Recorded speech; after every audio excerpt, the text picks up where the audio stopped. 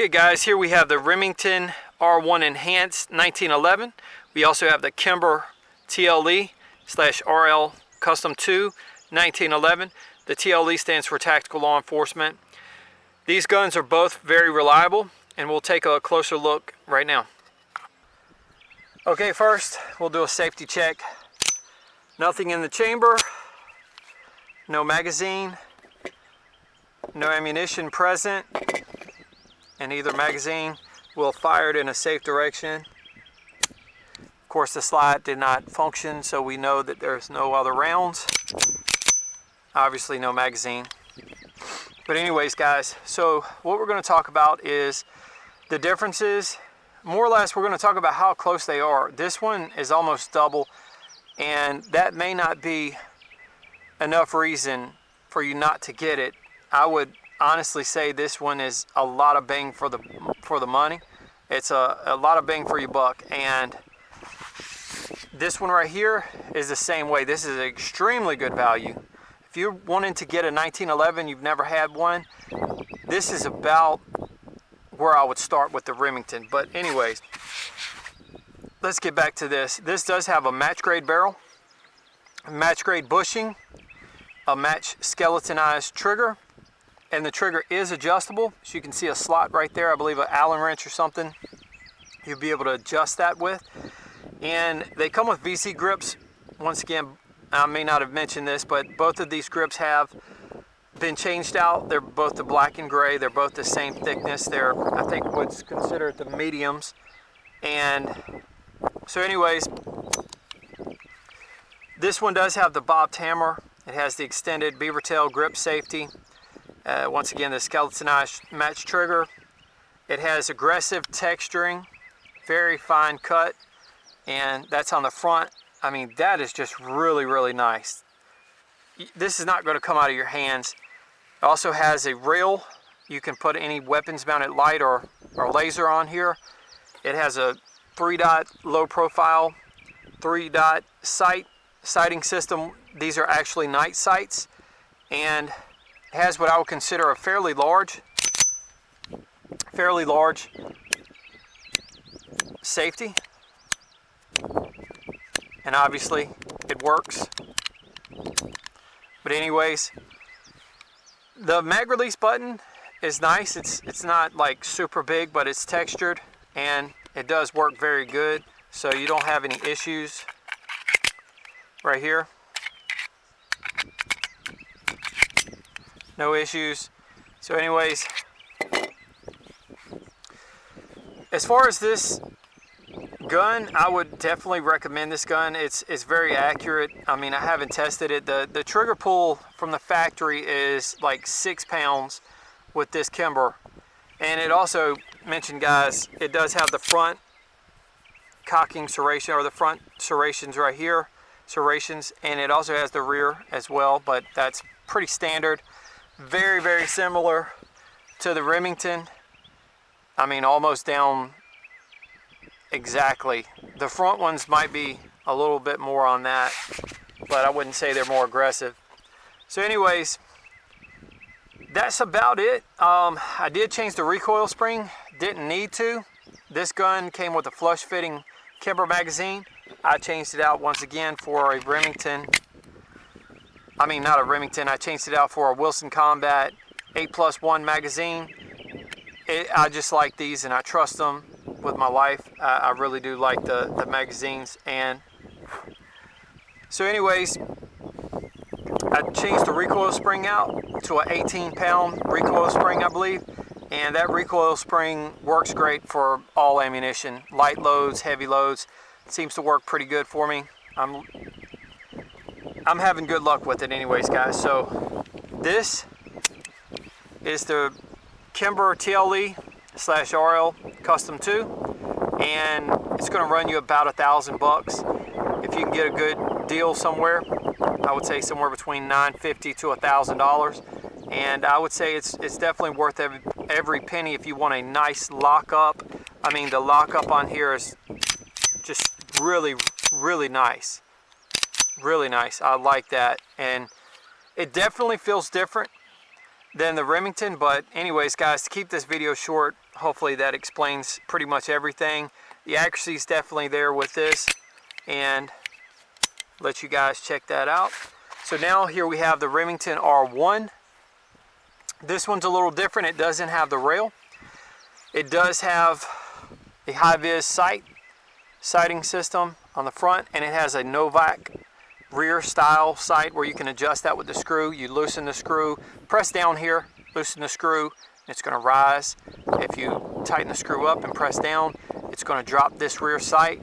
So that's going to help you with different loadings, and if you're reloading or just trying different ammunition. This does have an adjustable trigger as well. It's skeletonized with the little circles there, and here's where you can see the little screw. This does have from the factory a better trigger. It's a 4.5 pound trigger. It did come with VZ grips just like the Kimber did, but they were different. These had larger grips.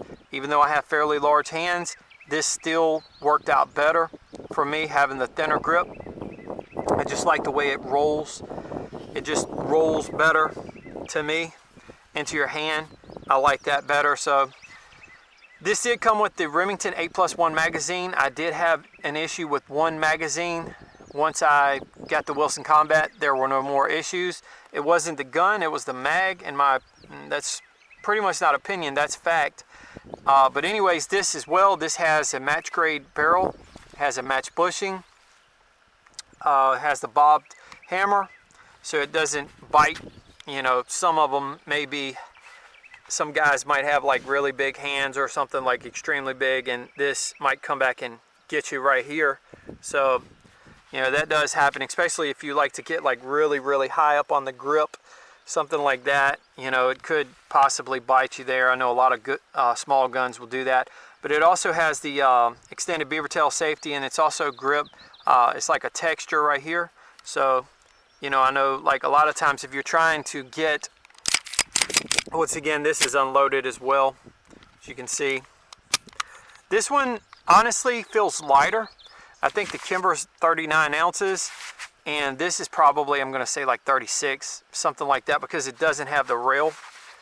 So as far as everything, I believe that's just about everything. It does have, once again, the front cocking serrations or whatever, and then the rear as well. And the lockup, I'll tell you guys, it's definitely looser, but it's easy, it's nice, it runs. You know, with this one, I mean, I'm not exactly sure. But anyways, it's definitely a looser feel. Still works good. And I do plan to get these out and do some accuracy testing at 50 yards and get them up on like sandbags or something and just test them, take me out of the equation and see what these guns will do compared to each other. Because once again, this one is double of what this costs. This one's like $550. This one's maybe, you know, if a really good deal, I would say $550 something. I think they go usually around 600 and something, and I would say they're worth it. They're definitely worth it for your first 1911. And this was actually my first 1911. And I'm not like a huge 1911 guy. I heard a lot of bad things about 1911s from different people, and I was like, I'm just going to check these out because I've usually dealt with Glocks and M&Ps and, you know, guns like that, polymer style handguns, and I was thinking I'd like to try the 1911 out and just see what it's about. And I'll tell you, both of these are extremely reliable. They've been every bit as reliable as any Glock that I've ever owned, any M&P. Anybody that tells you, you know, any gun is really bad or is really good or whatever, just try them out for yourself. See what you think and judge for yourself. You know, I'm not saying anybody is lying. They're telling you that 1911s suck and they're wrong. Maybe their 1911 did suck, but as far as these run. I have no problem. I bet with the right ammunition, these guns could go 1,000 rounds easy without any malfunctions, probably a lot more than that. But, you know, hopefully you're not into a 1,000 round gunfight with your 1911, but anyways, and I'm picking. But, you know, the deal is both of these guns run. They run very well. I would clean them, take care of them, but they run very well. And I highly recommend both of them. So it's whatever you'd like. If you need the rail, go with the Kimber. If you don't need the rail and you want a good gun that's going to run, get you some Wilson Combat magazines, 8+1. Get you, you can get the 7+1s as well, but get some of those, and you should be good to go. I did polish the feed ramp here on this 1911, and I did that because I figured that was necessary, as just in the long run it takes out some issues with ammunition choices if you want to run hollow points. So this one I did not do so, but it looked like it was already polished with the Kimber. So the Kimber is going to have some things with this that this Remington just doesn't have. The components might be slightly better quality, but either way, I can't say that they are 100%. I will tell you that usually when you fill the guns, this one weighs a little bit more with the Kimber than the Remington, but whether that's quality or not, I'll let you guys be the judge of that. But once again, lighter trigger on the Remington, still a really good trigger with the Kimber. And one thing I forgot to mention, the trigger reset, I've already racked it, is really, really nice. Really nice. It's better, it just feels better with this one than it does with the Remington. Once again, we're really, really being picky.